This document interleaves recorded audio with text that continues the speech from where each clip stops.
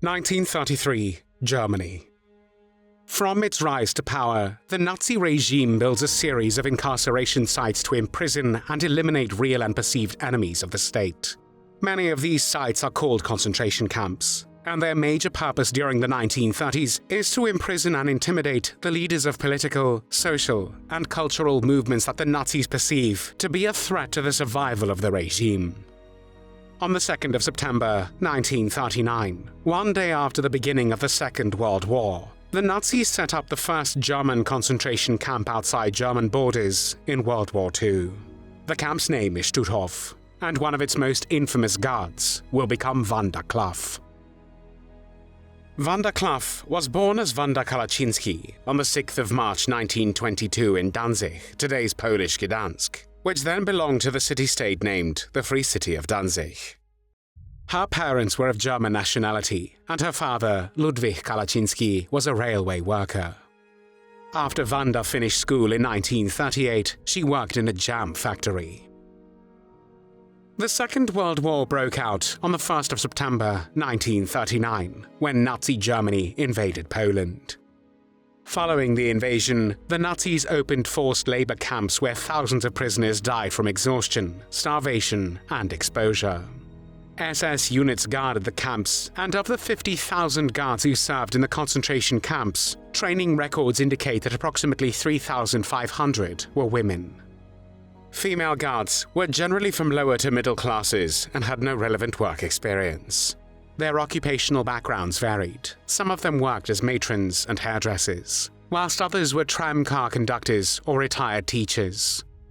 While some were conscripted based on data in their SS files, many volunteers were recruited via advertisements in German newspapers, asking for women to show their love for the Reich and join the SS. Adolescent enrollment in the League of German Girls acted as a vehicle of indoctrination for many of the women.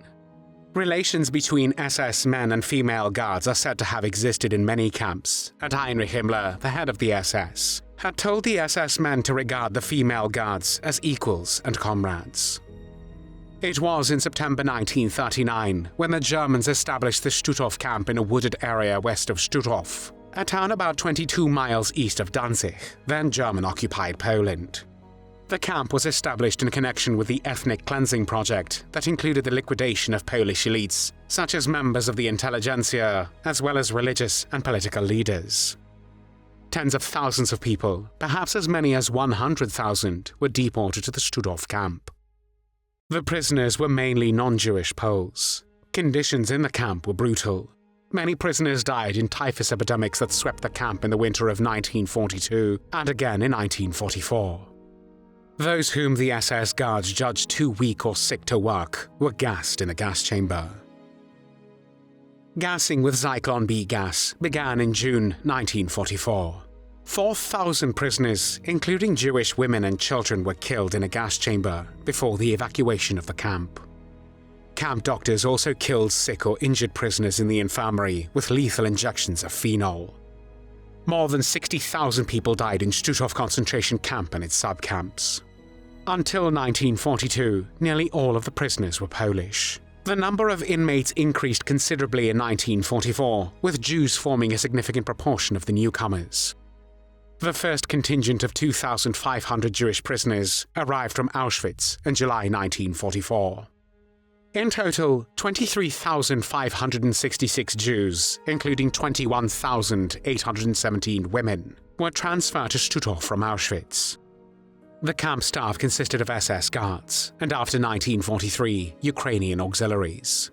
The SS in Stutthof began conscripting women from Danzig and the surrounding cities in June 1944 to train as camp guards because of their severe shortage after the women's subcamp of Stutthof, called Bromberg-Ost, was set up in the city of Bydgoszcz.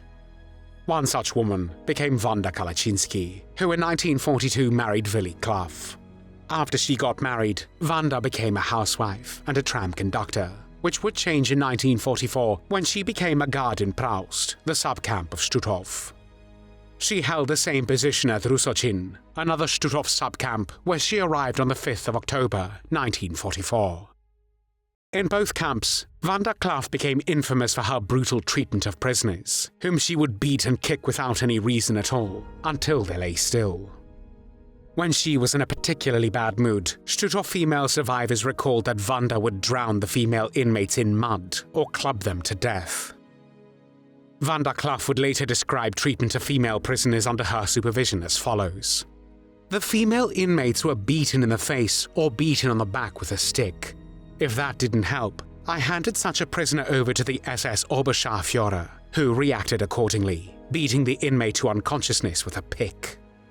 The 300 women that Klaff supervised were employed to lay rails and repair tracks.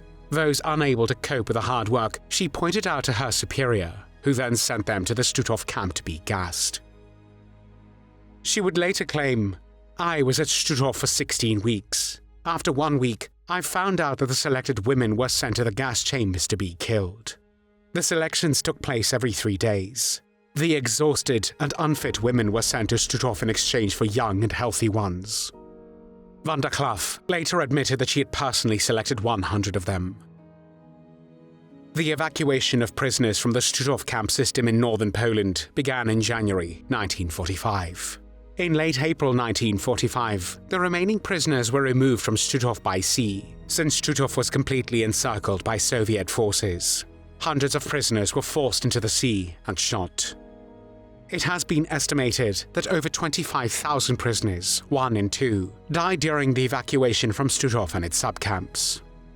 When Soviet forces liberated Stutthof on the 9th of May 1945, they found only about 100 prisoners who had managed to hide during the final evacuation of the camp.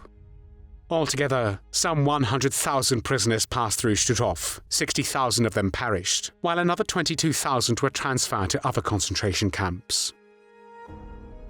Wanda Klaff had fled Stutthof camp already in January 1945 and continued to lead a quiet life living in her parents' apartment on Marynarki Polskiej Street in Gdańsk. It is hard to determine whether she was turned in by her incarcerated friends or by her neighbors. But what is known is that on the 11th of June 1945, she was arrested in that apartment by officers of the then security apparatus. Soon after, while in prison, she fell ill with typhoid fever. Wanda Klaff was then tried at the first Stutthof trial, which began on the 25th of April 1946.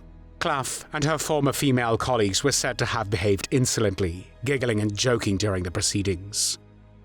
During the trial, Wanda said, I am very intelligent, and I was very devoted to my work in the camps.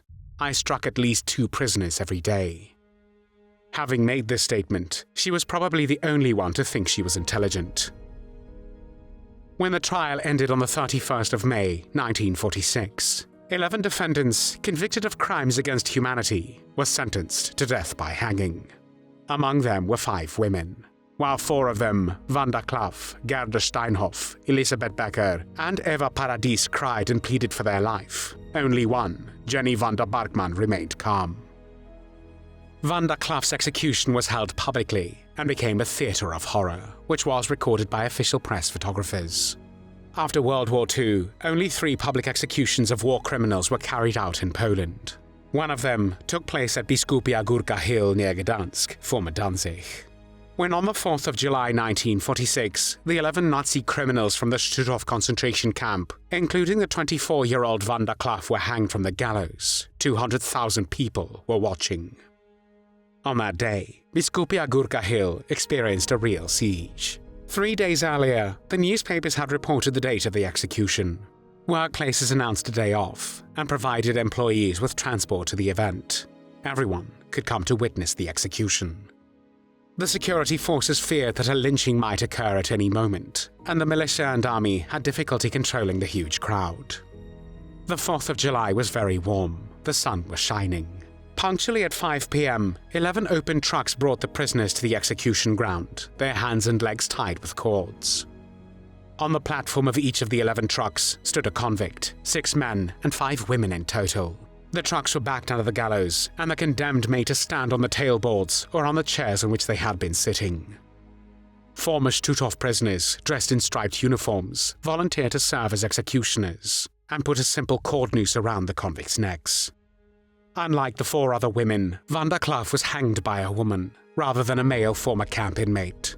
The execution was planned in such a way that after each truck would be driven forward, the 11 convicts were left suspended, and their bodies would not fall from too great a height. As a result, the nooses did not break their necks, and did not cause an instant death. This short drop method of hanging resulted in a torturous death by strangulation of each of the criminals, lasting anywhere from 10 to 20 long minutes. As each truck moved forward, the other convicts had the opportunity to take a good look at what awaited them in the next few moments. However, when the truck on which Wanda Klaff was standing failed to start the engine several times, the former Stutthof prisoner standing behind her pushed Wanda off the platform. The crowd waved, and the people shouted, "For our husbands, for our children." When the last convict died, the security forces allowed the crowd to the gallows. People ripped off buttons, cut off pieces of fabric, and kicked and smashed the corpses. The gathered people were then chased away, and the bodies were removed from the gallows. The bodies of those executed were taken to the Medical University of Gdańsk to be used as a teaching aid in anatomy classes. There were also some unfortunate side effects of this theatre of horror. Some children started hanging their toys, and there were cases in which one child hanged another after seeing a public hanging. There were no tears shed for Wanda Klaff.